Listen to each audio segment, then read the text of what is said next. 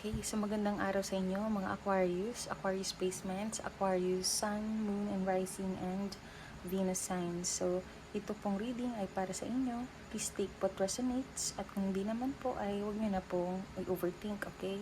Linisin lang po natin ang energy. Clear lang natin ang energy.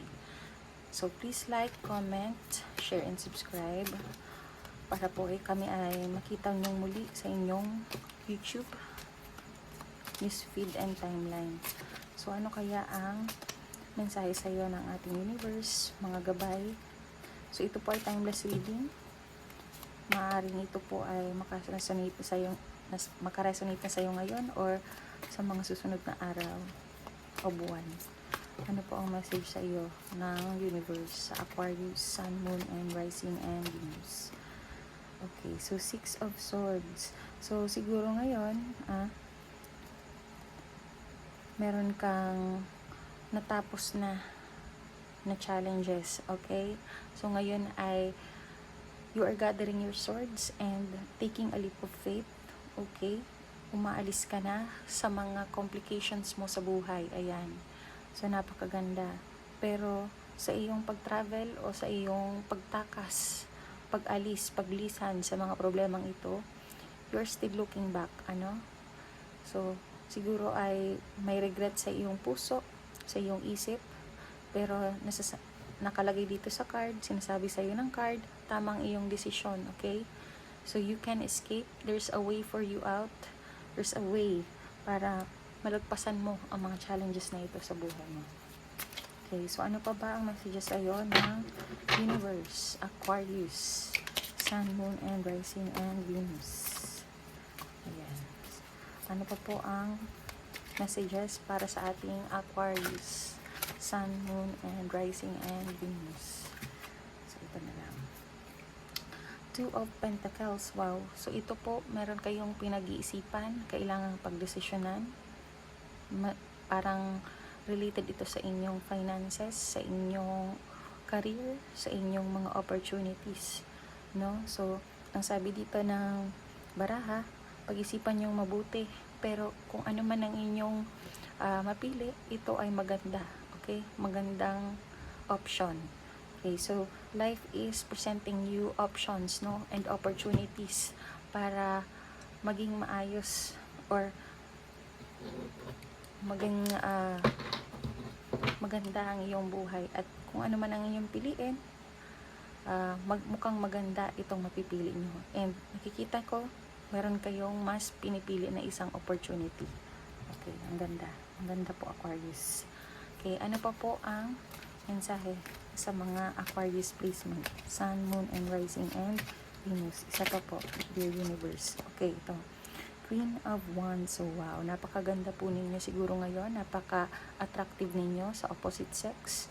Ayan, you are oozing with confidence. Ayan, you are so abundant, so pretty, so regal. Ayan. And kayo ay very abundant, no? So, Queen of Wands. Napakaganda po. So, you are so attractive po sa panahon na ngayon. Ayan. Ano pa po? Angel spirits and guides.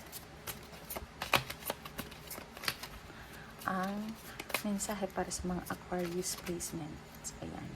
So, 10 of Pentacles, wow. So, ito ay pakaperahan. So, siguro, ngayon ay natatamasa mo na, no? Or may darating na pera sa inyo. Malaking halaga ng pera. So, makita ninyo dito, meron kayong abundance, happy family, no? And, prosperity. So, siguro, nandito kayo sa stage ng buhay ninyo na tapos na kayo sa mga pinoproblema ninyo. At ngayon ay napakayaman ninyo. Tinatamasa nyo na yung fruits of your labor. Ayan. So, napakaganda po. So, siguro sa career ay meron kayong raise, promotion. Ayan. Recognition. Kasi ang ganda po, ano, marami itong pera. Pot of money. So, siguro po, pensionado din po kayo and nag-retire po kayo. At ngayon, nakikita nyo na yung lump sum of money po ninyo. Napakaganda, Aquarius. So, ano pa po? Angel spirits and guides. Okay, ito. So, Knight of Wands. So, ito pong Knight of Wands, this is fast-paced na card po ito. So, siguro po may papunta po sa inyo or kayo ito, no, You are so quick on your toes.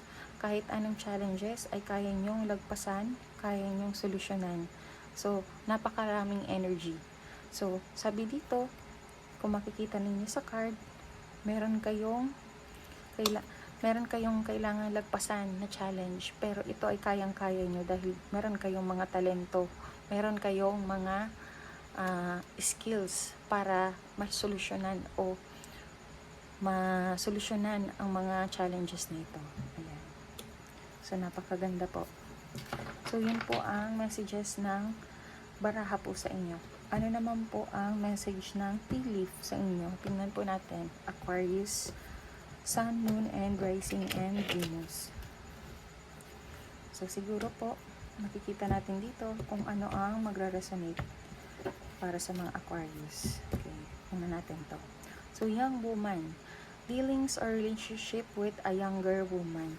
So, napakaganda, no? So, siguro po, ito ay ang anak ninyo, karelasyon nyo, asawa ninyo, girlfriend, o katrabaho po ninyo. So, yan po. Meron po sa inyong dealings or maging karelasyon nyo, no? Related po sa inyo, no? Younger woman na magiging susi sa mga mangyayari sa mga susunod na araw. Okay. Fair woman. So, wow. Medyo resonate. Ano ho? Dealings or relationship with a woman with blonde, gray, or white hair. So, ito po siguro ay parehas, no? Parehas sa babaeng ito na younger po sa inyo. O baka iba naman po itong babae sa buhay ninyo. Siguro po ito ay inyong lola, magulang, nanay, no? Or kaibigan, or asawa po ninyo. Ayan. So, ano pa po? Last tea leaf para sa aming Aquarius placement. Ayan, ito lang. So, unicorn. Use your intuition to make beneficial changes. So, ang ganda po, ano? So, dito po sa mga mangyayari po sa inyo, okay? Sa mga pagdedesisyonan mo siguro, okay? Sa mga challenges na kailangan mong solusyonan or malagpasan, kailangan mong makinig sa inyong intuition. Dahil ito po ay hindi kayo ipapahamak. Gabay po ninyo ito. Mga gabay po ninyo na nagsasabi kung ano ang dapat ninyong gawin. So, yan po ang message ng tea leaf card po sa inyo. Ano naman ang message ng super attractor para sa mga Aquarius, Sun, Moon, and Rising, and Venus? Okay. So, appreciation. It dissolves all blocks to the presence of my super attractor power. So, siguro kailangan tinatawagan kayo dito ng inyong mga guides and ancestors na you should take time to appreciate everything that you have. Okay? So, baka resonate dito, no? Sa inyong abundant and prosperous time. So, kailangan, maliit man o malaking blessing na mula sa universe or kay God, kailangan nyong magpasalamat. Okay? Kasi, kung grateful ang inyong puso, kung grateful ang ating mga sarili sa mga dumarating na blessings, ano man na tulong, ay mas nag-a-attract tayo ng mas maraming blessings or mas na-attract natin yung abundance and good things in our life. So, napakaganda po. Okay, so what is the angel number message for our dear Aquarius? Aquarius, Sun, Moon, and Rising, and Venus. What is the angel number message, universe? Okay, so number 44. So, siguro 8, no? 4 plus 4 is 8. So, that's so abundant, no? So, sabi dito, your angels are encouraging you to continue on your present life path with diligence and determination. And even greater success will come in the future. So, napakaganda po, no? Ang iyong mantra ay, I am supported. So, sinasabi ng mga angels mo dito, nandyan lang sila para sa'yo, nakasuporta, at kung ano man ang iyong mga desisyon sa buhay, kailangan mo ng diligence and determination. Pag-igihan mo daw para siguradong makakamit mo ang success. So, yun lamang po ang message sa'yo ng aking baraha. Aquarius, Sun, Moon, and Rising, and Venus. Please like, share, and comment, and subscribe. Thank you. Love and light.